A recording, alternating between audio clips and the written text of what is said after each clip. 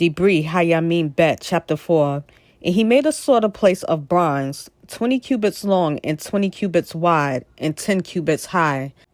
And he made the sea of cast metal 10 cubits from one rim to the other, round all about. And its height was 5 cubits, and a line of 30 cubits measured around it. And figures like oxen were under it, all around it, 10 to a cubit, all the way around the sea.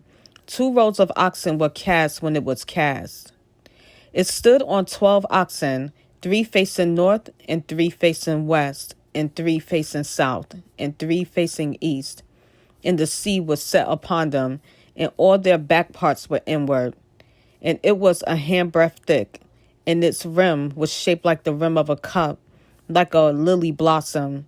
It held 3,000 baths. And he made 10 basins, and put 5 on the right side and 5 on the left, to wash in them. In them they rinsed off what pertains to the ascendant offering, but the sea was for the priest to wash in. And he made 10 lampstands of gold, according to their ruling, and set them in the hekel, 5 on the right side and 5 on the left. And he made 10 tables, and placed them in the hekel, 5 on the right and 5 on the left. And he made 100 bowls of gold. And he made the courtyard of the priests, and the great court, and doors for the court. And he overlaid these doors with bronze. And he placed the sea on the right side, eastward, over against the south. And Huram made the pots, and the shovels, and the bowls. So Huram completed doing the work that he was to do for the sovereign Shlomo, for the house of Elohim.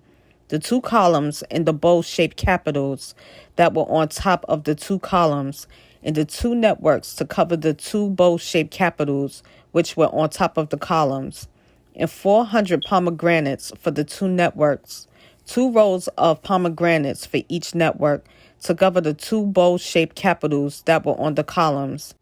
And he made stands and the basins on the stands, 1 sea and 12 oxen under it, and the pots and the shovels and the forks, and all their vessels, Huram, his master craftsman, made of polished bronze for the sovereign Shlomo, for the house of Yah. On the plain of Yarden, the sovereign had them cast in clay molds between Sukkot and Zered Atath. And Shlomo made so a large number of all the vessels that the weight of the bronze was not searched out.